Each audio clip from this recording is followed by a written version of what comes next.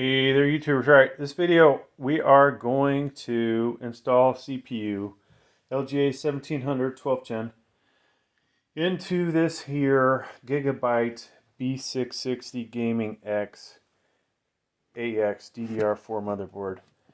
Now, so what are we going to install exactly? We're going to do a CPU, right? So it doesn't honestly matter which one that we use. This supports all 12th gen, right? Even the i9-12900KS can go in this with a BIOS update. Eventually 13th gen, if you update the BIOS, will work as well. We'll put an M.2 in here, okay? This is the ideal spot to put your M.2 if you're at least the one that you have your operating system on. This motherboard also has two other locations, as you can see here, but we won't be installing those. I will throw some RAM in here, of course. Let me tell you, when you are putting RAM in, make sure it's compatible. You go to the website. I will try to make a link down below for those that don't know how to check to see if RAM is compatible. And for that matter, whether your CPU is compatible. We'll do that. M.2, like I said. I'll probably hook up a graphics card just so you guys can see that outside of a case, okay? So if you had this in a case, you'd be making all the same connections. It's just a lot easier to see this way. We will connect a power supply, so you'll see me put a 24-pin power connector on there. That comes from the PSU. And then the CPU power connector right here, 1x8 or two 1x4s. We will go ahead and install USB 3.0 cable coming from the case, which is right here. Okay. My case does not have a USB Type-C, Charlie, but that's the header for that. We'll do USB 2.0, and then we will also do HD audio here as well. May see some other stuff that I may do, but for now, that's all I can think of. All right, and the last thing, we're going to install a Noctua NH-U12S Redux CPU cooler. So, all right. So first thing we're going to do, let me elevate the camera. We'll get better angle. All right. So I'm going to pop this open. All right. And that way you can see it. There's a triangle here, okay? We're going to line that up with our CPU. Sometimes motherboards have a marking on them to show you. You just barely see in the lower left corner there a little triangle. And if you flip it over, it's also marked on that very corner. If you don't have that, you can always, or if you can't see it, if you can read the text going from left to right, this is where your I/O shield is. Or actually, this one has a built-in one, but that should be to the left of this. And if you're reading left to right, just another way to line this up, okay? So, let us try and find a good angle. Yeah, like that. All right. And I'm going to bring this CPU in. Now, using two hands is not a bad idea. I unfortunately, because of me trying to film this, unable to get that angle for you, or to do it with two hands. All right, so it's in there. And we're just going to make sure that it's seated. Now, I don't recommend doing what I'm going to do here, but just so you guys can see it, there were cutouts in the CPU for a couple of protrusions that come from the motherboard socket here on this end and over here, okay? That CPU can only fit in one way.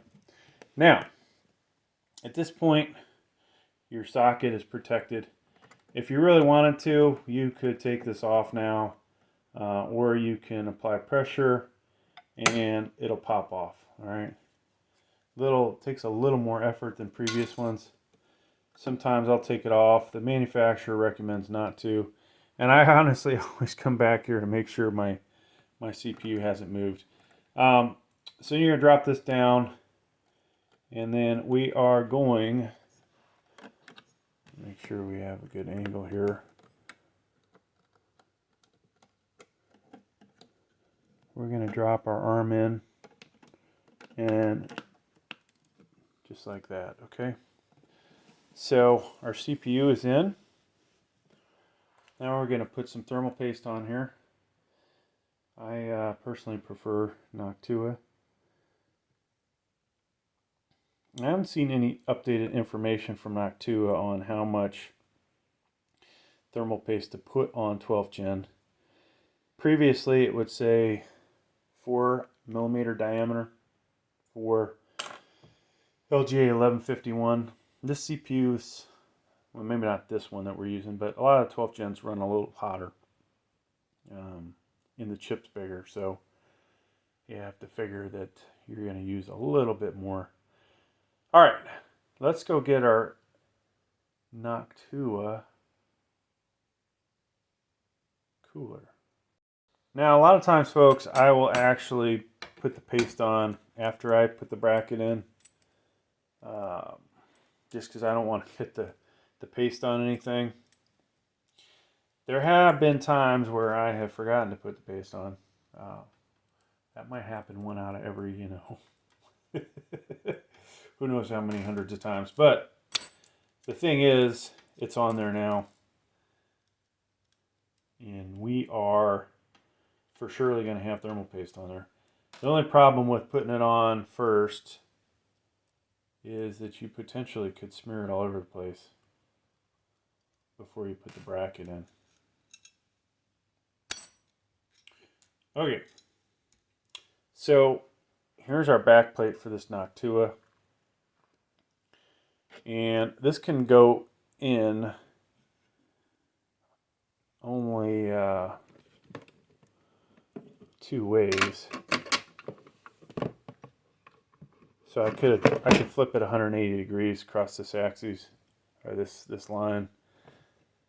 It won't go the other way though. You can't rotate it 90 degrees. I could rotate it 180, but not 90. So then we have to put our little spacers in. And now, this bracket here, folks, is important because we have to orient our fan properly. We want our fan in this orientation. So I've got to put my brackets like this with the threaded post. And this is an LGA 1700 kit. They should be shipping with the Noctua coolers now. And if you see my channel, I've had all my Noctua coolers for at least a year to 3 years. And I think I have just about every model. This is, what size screwdriver? Well, I know the number 1 that I used earlier to get this off, or tried to get this off, didn't work so hot. So we're using a bigger one. It should be a number 2.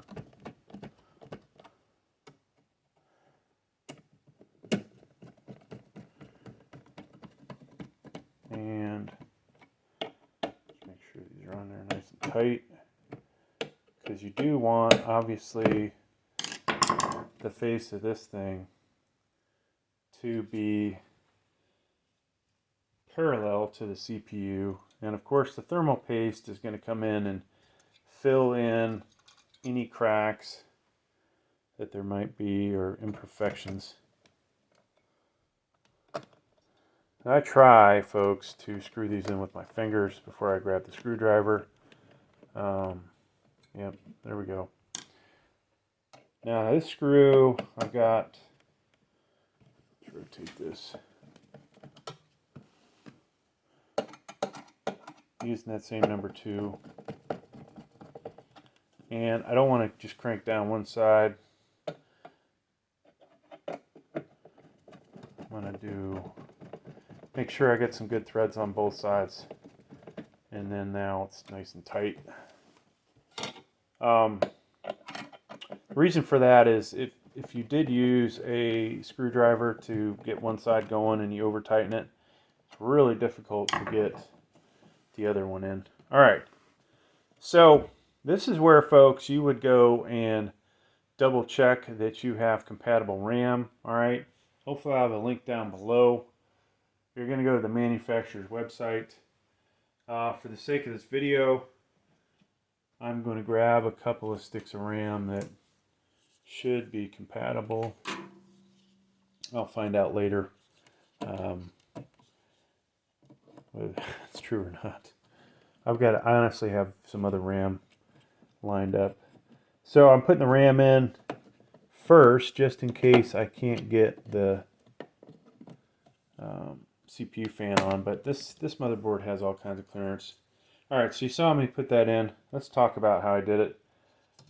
One side of this is longer than the other, at least for that. You see there's a cutout in the middle, right? So one side is longer than the other. The motherboard itself also has one side, excuse me, this side's longer than that side. Okay, so we're going to line our RAM up that way. And on this motherboard, you have to detach both of those. Sometimes you only do one side, depending on the motherboard. And if you do it right, you may just hear only one click because you did them simultaneously. Sometimes you hear a double click, all right? We can tell that's in. So there's that part. Now, our CPU fan. I'm going to show you from this angle. Our cable, we want this to end up being able to get to the other side, right? So there's enough length. You don't want the cable coming out the top. So I'm going to show you one side and you're going to repeat it on the other side. Let's make sure we get focus here. And I'm going to pull this and boom, all right? Fans on there. And ideally you would have this pretty much flush with both sides. You definitely want to make sure this is close to the bottom as possible, right? If you've ever taken a temperature probe or the laser temperature probe and check the temps of these when you've got a really hot CPU, you'll notice the temps are much hotter down here than they are further up. All right, so potentially I could have put my M.2 in before the CPU cooler. We're going to grab one. In the last one of these videos I made, I stuck the M.2 in one of the other locations that did not have the heat sink, and somebody, of course, asked me about that. So I was like, yeah, all right. So for long-term purposes, you would, if you have the tape under here, you'd remove that first, right? This is a used motherboard, so it doesn't have that tape. Come in with our M.2, coming in about 30 degrees, and if we can find the right slot, and boom, that's in there. And we take this, feed that back in there, and that sticky resin is going to stick to the M.2, which is a pain in the ass. See, that can happen to you folks, just like that happened to me. So ideally, you hold that down, one finger, come in, and boom. Now, is it possible that's going to unseat itself again? Yes, it could happen. If your drive doesn't work at all, that may be what happened. All right. Now, same thing with just like the RAM, you potentially can go see if your M.2 is compatible with this motherboard. All right. So we've got one in. Now, if we, I don't have another M.2 screw sitting around, but if I wanted to come in here, you know, put another storage drive in here, I would do that. Personally, folks, for those of you that have never done a computer before, I'm showing you how to put this M.2 in, but your goal really is to boot this computer to BIOS. All right, and then come back and put your operating system in. If you can accomplish that, you've done pretty good for your first build. All right, having this in may cause you issues later, especially if you're borrowing one from another computer that has operating system on it. You just want to make sure you can boot to BIOS. If you can get there, you should be able to eventually get everything else done. You may also only want to put one stick of RAM in. One thing I didn't discuss is if you have one pair of RAM like this, dual channel, you want to put this in the A2B2 slot, okay? Usually your motherboard will show you a little picture. All right, that's one little thing I forgot to tell you all about. So, we got a lot of other stuff to do here, folks. Let's go ahead and plug in our power supply stuff. Maybe back up a little bit so you guys can see. All right. So I have a 650 watt EVGA power supply. And it's just, sitting outside of a case, right? Here it is. We've got minimal connectors on it. This is a semi-modular, all right? So what do I want to show you how to connect here, folks? Now this is going to get kind of ugly. In the case, you would come up underneath the motherboard, right? But for this example, so you guys can see how this gets connected. And this is one of those connections that you must make, all right? So 24-pin power connector from the power supply can go in only one way into this. All right, and boom. And if you're doing this on a box like I am, hopefully you don't crush the box like I just did. So for this motherboard, power supply has a 2x4 here. This is your CPU power connector. You're going to connect that. Oh, you know what? You know what we didn't do, folks? We didn't plug in the CPU cooler. Let's rotate that. We got to do both those things. All right. So this can go in only one way. And should get a snap. Now, once again, this would also, I say underneath your motherboard, but it would be out of sight for the most part, except for what comes up through the case. All right, here is our CPU fan. And you can see from here, you've got CPU optional, CPU fan. A lot of times they're stacked and the CPU fan is closer to the actual CPU fan, but in this case, it is not. It's going to go right there. This can go in only one way. And you see that protrusion there? Make sure you work your fan header around that. All right. Let's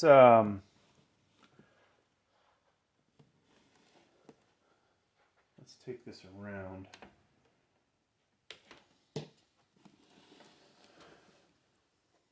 So we're not going to do it in this video, but if you had a hard drive, you would click, this is SATA. You would connect the SATA cable from this end to the hard drive, and then from your power supply, you'd have a Molex connector, all right? In this case, though, yours truly does not have one to demonstrate that. I do, I just don't have it in front of me. All right, USB 3.0 connector. This is your USB 3.0 header. This also can go in only one way. So there's a little protrusion here and then a opening here. Just make sure this is in focus. So I'm going to drop that down, coming in 90 degrees, and voila. All right, so that's good. Now, the case I'm using has one USB 2.0 and one USB 3.0 on the front. So let's come in different angle so you guys can see. So you may have something that looks like this, where you've got to actually read what it says. USB is right here. This is 2.0. Notice the missing hole here for a pin.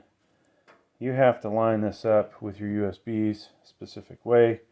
This far back pin here is missing, and or you could use this one. So I'm going to go ahead and drop that in just like that. Okay. HD audio. This is missing a hole here. And if we look at this,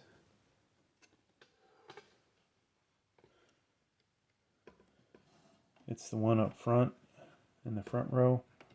So I'm coming in like that and boom. Okay. Now folks, I always recommend when you are doing a new computer, when you have your front panel connectors here, all right, and what are the front panel connectors? You've got HDD LED, you've got a reset switch, you've got power switch, and then you've got the power LED. The only one of these we really need, folks, is the power switch, okay? Now, why are we only going to cook this one up? Well, this is going to turn the computer on. And so since we don't need the other ones, there is no sense in plugging them in right now, because if you screwed something up, you're just going to eventually end up disconnecting everything. So basically what you need to get this started, and I just put that in without even telling you where it's going. So front panel connector over here, the top row, third and fourth pins is where this guy goes, okay? The one next to it is the power LED on that same row, and you on that one have to make sure you do the positive negative correctly, all right? But for our case, we're just going to do that one. Now, like I said, one stick of RAM, you know, is probably the best way to go for booting up your computer and not having M.2 in there. You definitely have to have the 24 pin hooked up, the 1x8, all right? So we could actually fire this up, folks. Now, power supply wise, I'm going to plug this in now. It wasn't plugged in. Over here on our power supply, make sure it's in this position.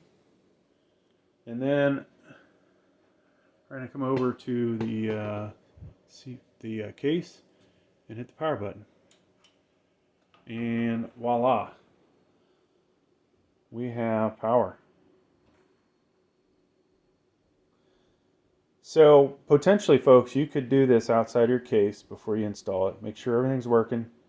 That way you don't have the headache of, you know, uninstalling it. But, you know, you still have to actually put it back in the case, right? Now this one has an easy debug.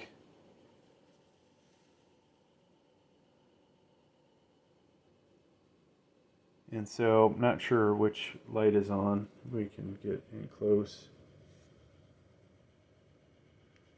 Yeah, we can't switch over to macro. Yeah,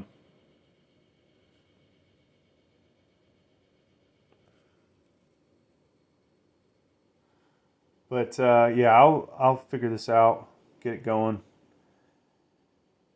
Could be the drive, could be the RAM, or it could be functioning just like I need it to. But that's how you're going to set it up, folks. We do have a CPU in there with integrated graphics, so the other thing I would do is on the I/O shield side, I could hook up a HDMI. All right, so I have hooked up HDMI. There's no video out, and until I shut this camera off, I'm not going to be able to see what exactly this thing is blinking at. But I'm going to try switching the RAM out. Maybe that'll work. Alright, so for troubleshooting purposes, a lot of times I like to just use a basic 2666 stick of RAM and then fire it back up.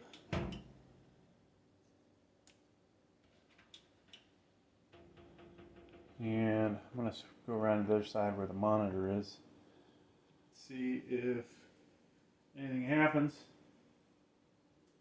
Hopefully it'll tell me it's missing a keyboard, and then I know I'm good.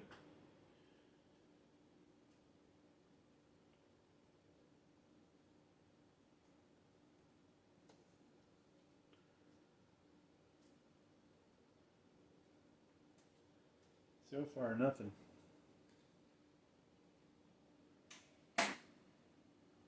So hopefully we don't have another bad motherboard.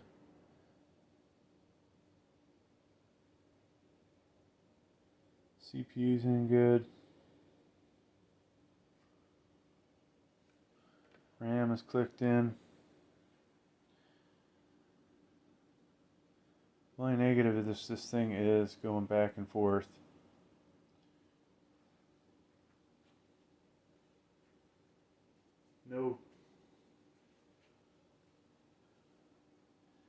No picture, and now it's rebooting itself.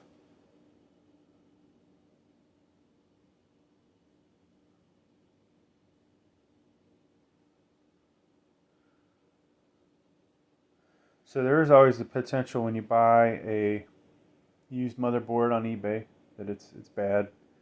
I got a really good deal on this, and there might be a reason it's a good deal.